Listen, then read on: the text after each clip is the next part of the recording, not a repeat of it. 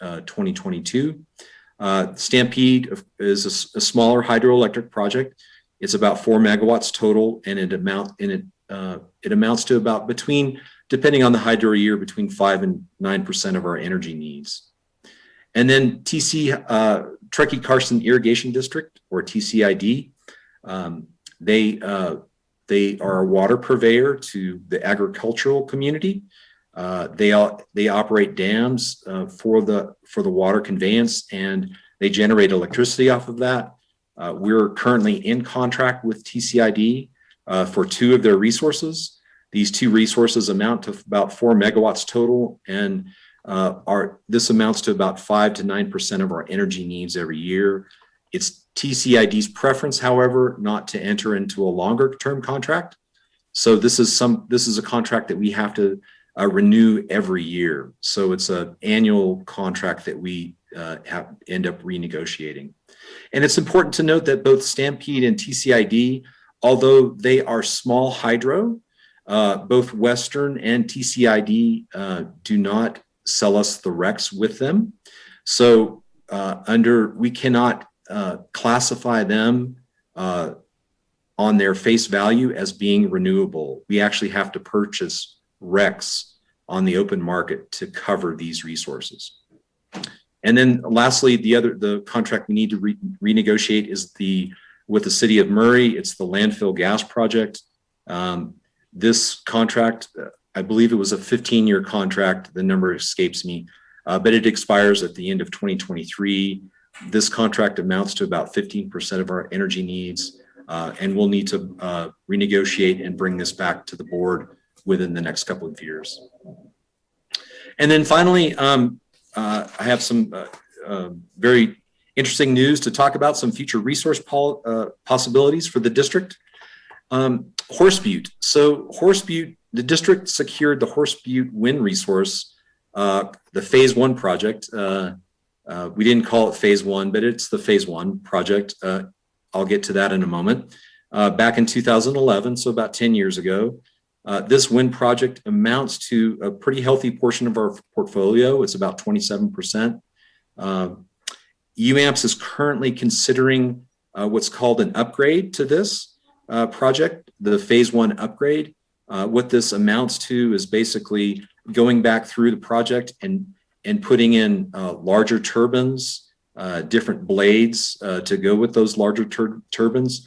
So in other words, taking the existing turbine locations that are operating, upgrading the amount of energy that can be produced by each turbine in the existing project. And UAMPS estimates that this uprating could take the project from a total of 57 megawatts to about 70 megawatts, so an addition of 13 megawatts. If I take the district's portion of that, if we take the same percentages we did before, this upgrade could amount to an additional 6% of our energy needs. This is currently under discussion within our UAMPS committee meetings, and more information will be on upcoming. I predict in the upcoming months that I can bring something back to the board. This is also in conjunction with Horse Butte Phase 2. When Horse Butte was originally developed, it was always envisioned as a 2-phase project. So what happened 10 years ago was phase 1, about 57 megawatts total. Phase 2, UAMPS believes that it was permitted and we have the land already. Everything is ready to go. The substation was sized for an additional phase 2 project. So it's just the addition of the turbines and blades and tower locations. UAMPS believes that this phase 2 project could add 60 megawatts to this Horse Butte wind project. If the district were to take the same percentage proportion as they did in phase 1, Horse Butte phase 2 could amount to another 25% or so of our energy needs. So both of these are exciting. Hopefully I'll have more information for the board later this year. And of course, UAMPS is always looking at other projects for their members and portfolios. So stay tuned. And then 2 final things to mention. Our colleagues at Truckee Carson Irrigation District, We have been in some discussions with them about another project that they have. They have their largest reservoir is called the New Lahontan Reservoir. Some of you may have been out to Fallon. It's a recreation area there, fishing and boating. That project, that hydroelectric project, it's currently under contract with NV Energy. There may be a possibility for us to pick up that contract when it expires in the year 2025. And this would be an additional 4 megawatts of carbon-free electricity. Again, TCID sells the RECs to others. So this would only be a clean, carbon-free resource, clean energy, but not renewable, so to speak. But this would amount to between 5 and 9% of our energy needs. And then finally, speaking, I know we've been talking in our task forces. One of them is local generation. Of course, right at the top of the list of local generation is our own Stampede power plant and reservoir. This is pretty local to the Truckee. Another local possibility, which we're currently receiving energy from, but also just to make the board aware, Boca Reservoir was planned for future hydroelectric possibilities. There's an entity right now that has this project actually in permitting stages with I believe with FERC, with the Federal Energy Regulatory Commission. It's in the beginning stages. This is a multi-year process to get going, but there may be an opportunity for the district to be the off-takers for this energy. So discussing renewable portfolio standard, RPS requirements. Of course, this started way back in 2011 with SB Senate Bill X12. It originally set an RPS goal of 33% by the year 2020. This was several pieces of legislation came after this, most notably SB 350, which increased RPS to 50% by the year 2030. And of course, the landmark SB 100 legislation, which increased RPS to 60% by the year 2030 and mandates the remaining 40% to be carbon-free resources by the year 2045. And overall, this resulted in the following compliance periods and targets as noted on in the table below, or in the list below, excuse me. And so currently we're in the third compliance period with a requirement to meet an RPS of 33%. And as most are aware, we have had an RPS of over 60% for the last few years, and we're well positioned for the future. Good. So our RPS performance, and this is estimated for the fiscal year 20, is about 62%. It's an estimate because the the renewable energy credit amounts for the various resources listed here, they do not get finalized until the second quarter of this year. So in April and May, they'll get finalized, and I'll be able to dial in the exact number for this year. And of course, the RPS calculation is fairly straightforward. It's simply the total the total eligible renewables divided by retail sales.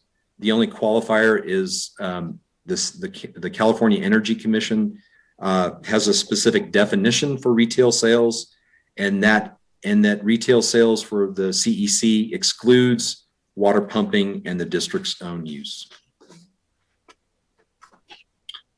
And so here, this is an overview of our cap and trade, what's happened with cap and trade. And of course, the cap and trade program started back in the year 2013. The key takeaways from this graph, if you look at the bottom, the allowance revenue item for each year, the allowance revenues have totaled about $1 million per year, and they've been specifically used to offset the cost of the Horse Butte Wind Project. So the allowance, we sell allowances every year in the cap and trade program. We accumulate and receive that revenue in one year, and we spend it in the next year. The cap and trade program was set to expire in the year 2020, but the California legislature approved a 10-year extension, so it will now expire in the year 2030. However, allowance allocations starting in the year 2021 have been cut in half compared to previous years. And I've shown this in yellow on the graph. So if you look at the year 2020, you'll notice that our allowance allocation was about a little under 120,000 allowances. Starting in the year 2021, in yellow, you'll see it's just a little over 53. So the allowance allocations have been cut in half starting in the year 2021. And of course, that has a direct effect on our revenues, what future revenues will be. So we anticipate that future revenues will also be decreased by half. And for the year 2021, we estimate this year that we'll accrue or we'll earn in those allowances, the auction allowances will earn about $600,000. This is about half of what we've been bringing in the previous years. And this table is just simply a summary of what we've talked about before. Again, the main takeaway here is that our energy purchases are up about 1% compared to budget. And then our purchase power costs are about $1.5 million below budget. This was centered all in the energy supply portion of our purchase power portfolio, as our transmission costs came in just at budget.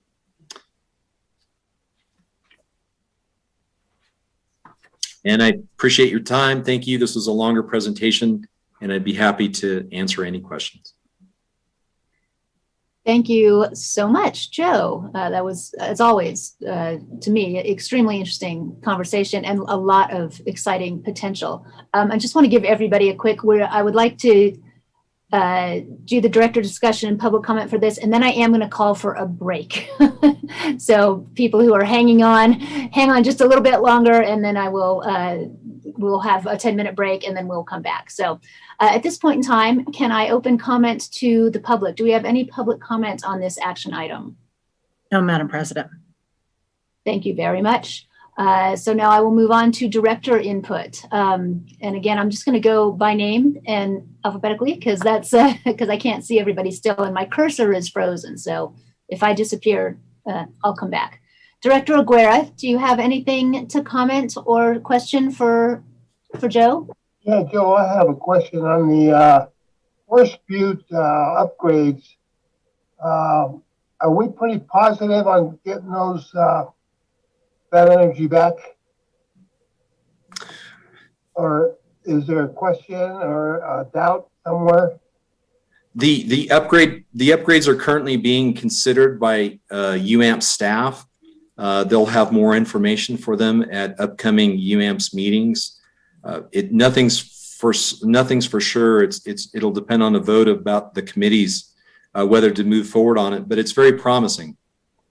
That we will get it back. That we'll get our energy back from Horse Butte.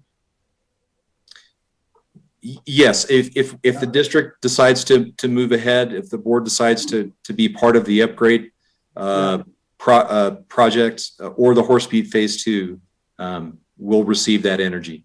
Oh, we'll have to be part of the upgrade naturally. Then we'll receive it. Yes.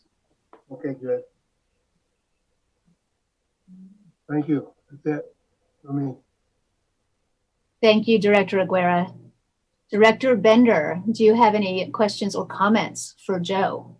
Yeah, I was nervous about changing the name of the graph. But you know what, Joe? I like lasagna, man. I think it fits. Meatloaf tends to be a mess, and this is a nice layered graph and so I'm good with lasagna. Okay. Well, thank you, Director Bender. But beyond that, I really there was always that drop off, in the future of purchase power, and And so I really appreciate that you're filling in the blanks there.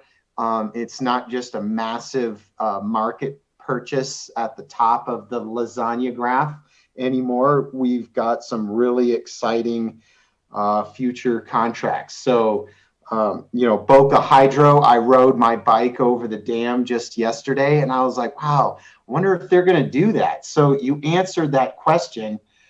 Yes, this is pretty darn exciting. And also the Horse Butte expansions, phase 1 upgrade and potentially the phase 2. So a lot of good, exciting stuff going on and renewing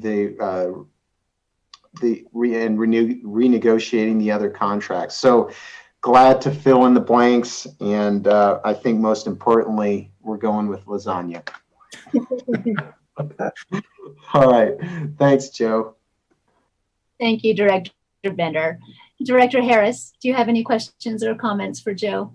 Yeah, Joe was actually reading my mind when he mentioned lasagna because, it is around dinner time. So one of the questions I had was, you mentioned during the presentation that there was MV Energy maybe getting out of a contract for some reason, and we have the ability to potentially take it over. And I'm just curious why they would get out of a contract. It is Truckee Carson Irrigation District has the rights to New Lahontan Dam, and they've been in contract with NV Energy for purchasing the energy from New Lahontan Dam. The contract simply ends at the end of the year 2024. So at the end of the bidding it, it would be a potential negotiation with Truckee Carson Irrigation District to enter into a contract with them when their contract with NV Energy stops. Gotcha. I'm just wondering if there's reasons why NV Energy would not renew their contract. Well, it's really up to Truckee Carson Irrigation District who they want to talk to and speak to. Gotcha. So I'm sure potentially NV Energy would want to try to renegotiate a contract. So that could be another party that we may have to compete against at the time. Gotcha. Thank you. Good job, by the way. Thank you. Thank you, Director Harris. Director Laliotis. Lots of good comments. Thanks, Joe. I'll have to disagree with Director Bender, though, that meatloaf is not a mess and lasagna is a mess. But for the sake of Joe's chart, it's a very good mess. Yes. No, just really excited. I just, every year it seems like, staff continues to look under every rock and stone and find potential projects that are,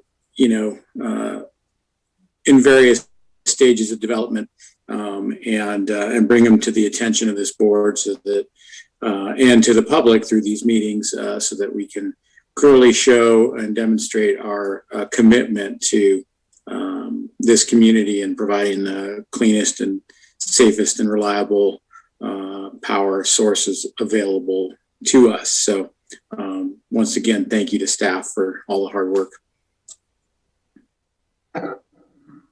Thank you, Director Laliotis. I'm going to echo all of that. I'm not sure I'm going to jump onto the meatloaf versus lasagna debate. I don't want to suffer any consequences one way or the other. I think they're both delicious. And I'm excited to see how the ingredients change. It's really, I think we have a lot of potential and exciting projects ahead of us. I do want to make another comment about our forecasting accuracy, and that's great. I mean, it's to get within 1% is really is a really valuable skill. And congratulations, you guys, on this year just being so close to our budgeted versus actual usage, which rolls into, I was just reading about this summer's it sounds like there's mandates coming down where we have to make sure that we have, I guess, extra, you would call it, budgeted energy for, this is the state of California. I was just reading in one of my GovTech emails today that they're now requiring utilities to have extra base load scheduled in just in case. So that's, again, another kind of challenging thing to do. And I don't know, I'm assuming we have to operate under that since we are in California, but just know that we know that these weird things are going on and that you guys are constantly, it's not easy. It's not easy what you do, the buying and the scheduling and the forecasting of what we're going to use and what we're required to have on hand and making this work within, you know, us constantly saying we want our renewables and we want our clean. And it's, you guys do a great job. You do a great job. So thank you for, again, keeping your eyes and ears peeled for, you know, what we like and you're giving it to us. So thank you very much. It's exciting. I think the projects that you outlined that have potential, I look forward to hearing more about them and seeing how we can make the PUD everything it can be. So thank you very much. I love it. Thank you. So what was our, this was just a providing input. It's not really an action item, is it? That's correct. It's essentially a workshop. It was essentially, it just got misfiled. Okay, very good. In which case, thank you very much. That's good workshop. That was good. It was kind of laid out for us. It was. So now before we get to the treasurer's report, I think it's been a pretty long meeting. I think we could all benefit from 10 minutes, even though we are on the home stretch, but we still have some open session items in front of us. So I would just as soon take 10 minutes now, come back, go through the treasurer's report, and then continue on. Is that any objections? No objection. Thumbs up. In which case, let's take a break until 8:31. It's 8:21 right now. We'll see you all back in about 10 minutes. In 10 minutes, not about 10 minutes. Thank you. Okay. And I am stuck. I'm stuck.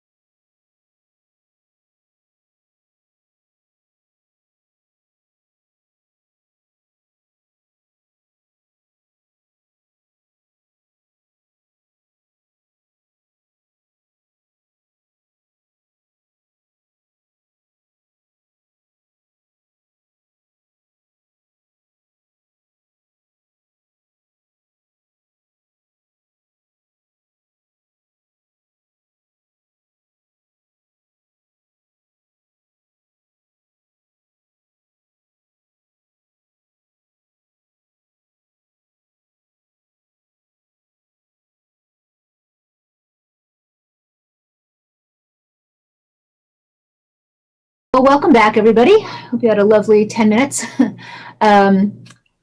Which brings us to our last routine item on the schedule tonight, number 19, approval of the treasurer's report. Do we have any public comment on the treasurer's report this evening? Thank you. I can read your lips, Shauna. Do we have any director's comments on the treasurer's report this evening? I'll move approval of the treasurer's report. Thank you, Director for Beck. March and April. We have a second. I'll second. Thank you, Director Laliotis. Shauna, could we get a vote, please, a roll call? Thank you. Director Aguirre, Yes. Director Bender, Yes. Director Harris, Yes. Vice President Laliotis, Yes. President Finn. Yes. Thank you. Thank you. Very good.